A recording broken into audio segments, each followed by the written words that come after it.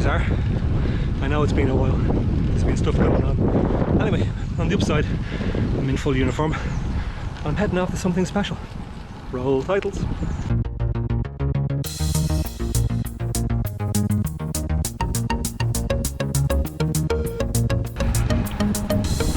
So I'm heading down to an area of Dublin City called Crumlin, which is on the south side of Dublin City, and today Dublin City Council are unveiling a very special plaque to commemorate the legendary Irish cyclist Shay Elliott. So for those who don't know Shay was the first Irishman effectively to do a race in France. He was the leader of the Tour de France, was the first Irishman to do so. He had a yellow jersey from that. He also was the first Irishman to win a stage at the Giro and to lead the Vuelta. So City Council are commemorating Shay's memory today. So here we are, Old County Road in Crumlin in Dublin, and the crowds are starting to arrive. Some of Shay's family are here, there are members of the press, there's a couple of radio stations, some camera crews, there's even a kid dressed up as Shay when he went to France for the first time.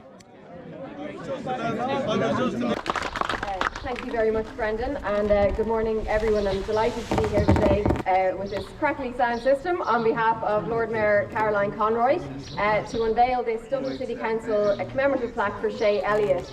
Before we start, I want to welcome my fellow Dublin City councillors. Councillor Pat Dunn is here, Councillor Sophie Nicolo, Councillor Paddy McCartan, and we're also joined this morning by Deputy Patrick Costello. I also want to extend a very special welcome to Shay Elliott's family members who are here today to remember Shay. I understand that his cousin Peter wanted to be here but is represented by his son instead, so welcome to you all, and of course to all of Shay's former family, friends and neighbours from the area. With this plaque commemorating Shay Elliott and his achievements and his contribution to Irish sport, we're bringing to 5 the number of sports-related plaques in the city, which is a really positive thing.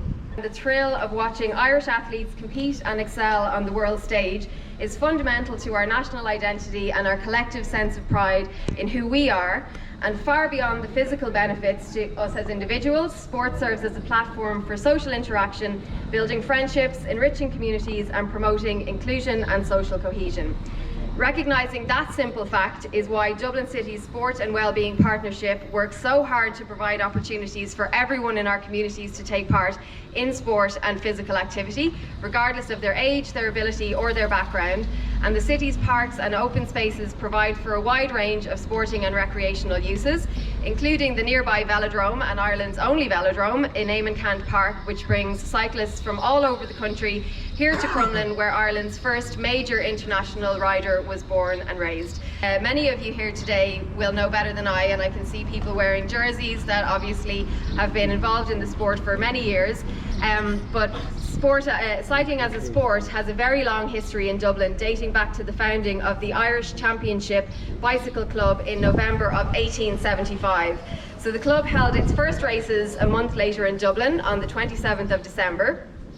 You won't be surprised to hear, given Ireland's climate, particularly in December, that it was very windy, so that led to a few no-shows.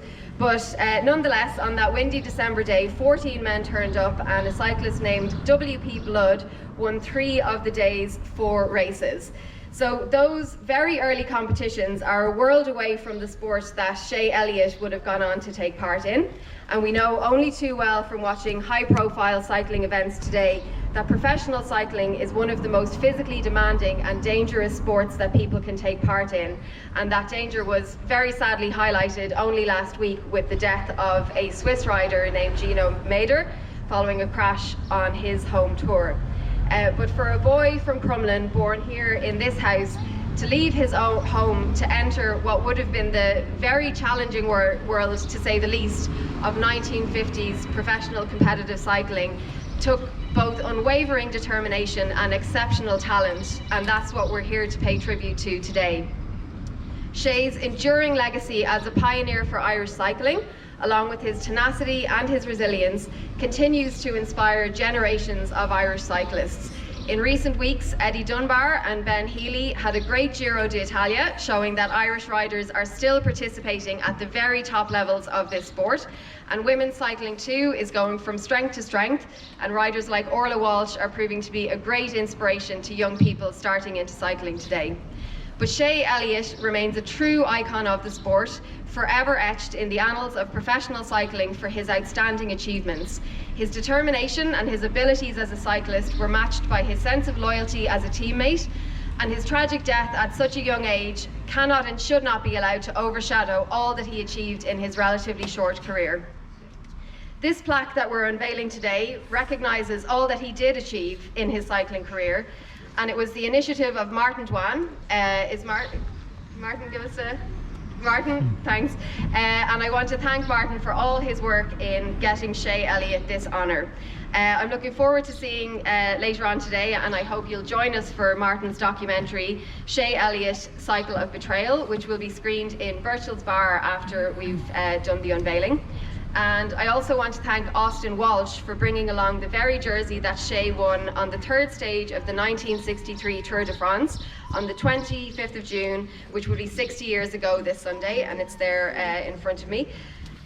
Finally, it's important to note that the council's plaque scheme depends on the cooperation of the owners of the buildings, and I want to thank Michael McMahon for allowing us to erect this plaque and fill his garden today with all of this setup and keep our bags in the house and everything else that goes with it. So thanks very much for that.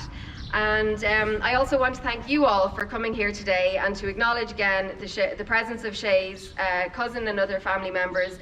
The unveiling of a City Council commemorative plaque is always a very special occasion, but it's made even more special when we have relatives of the person being commemorated with us. I was a youngster when Shay Elliott was a performer on the European stage in the Tour de France, and I remember the excitement at the time for Ireland, for the country, because back in those days there was very little for anyone in Irish sport to get excited about on the world stage. So it was really a fascinating contribution that Shay Elliott made. In her remarks, Councillor Moore described Shay Elliott as a trailblazer, and indeed one of the people who followed in his trail was Paul Kimmage, as well as being a professional cyclist himself and now an award-winning journalist. Paul is, like myself, a Northsider. And in fact, we were at school together. I think the years have been kinder to Paul than they have. It must be all that cycling. So just really delighted to be welcoming Paul Kimmage to say a few. Great to be here. Very emotional. I realise looking around here and all these faces, very familiar to me, that there are a lot more qualified people, his family, his friends, who knew him intimately to speak about than I am, but it's a great privilege and I'll do my best for him. I want to thank Martin for the offer. It's been much appreciated. 96 Old County Road in 1953. It's a Sunday morning in late December. John Cleary is about to arrive. John is Shay's best friend. They served an apprenticeship together, panel beaters, but they prefer to race bikes. Shay's mother Nell has left some sausages for them on the pan. They make tea, cut some bread, and grab the bikes. The plan is to ride to Belfast, straight up and straight back. It's snowing when they reach Balbriggan. John is shaking and almost crying with the cold, but Shay won't turn round. He's a hard bastard, tough as nails. A year later, he lands a big race, the 1954 on Tostel. The prize is a 2-month trip to a training camp in Monte Carlo with some of the best amateurs in Europe. It's January when he leaves Old County Road. He boards a ferry to Holyhead, a train to London, a boat for France, and at least 3 more trains before he reaches Monaco. France seemed as far as the moon back then. Shay landed, but maybe never came back.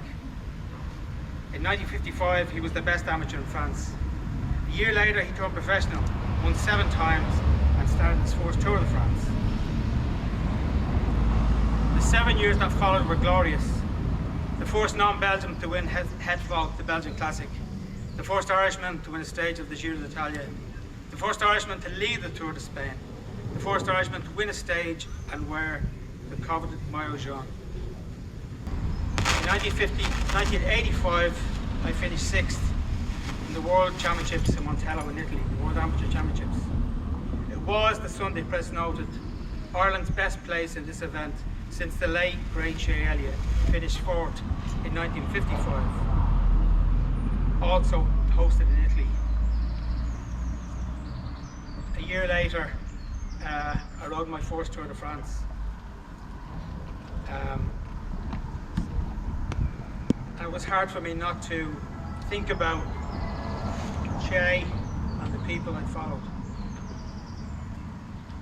Shay wasn't Edmund Hillary and he was not Tom Crean, but that's how I think of him. The pioneer, our great adventurer, the man who planted the flag in the summer of our dreams. Thank you.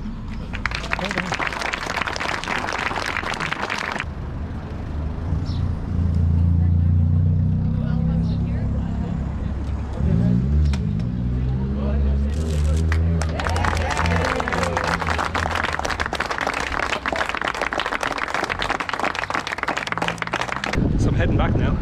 That was a good tour now, that was a good day. It's great to see Shay commemorated on his yellow jersey there, and the kid dressed up in Shay's old jersey and the actual suitcase he took away to France with. Stay rubber side down.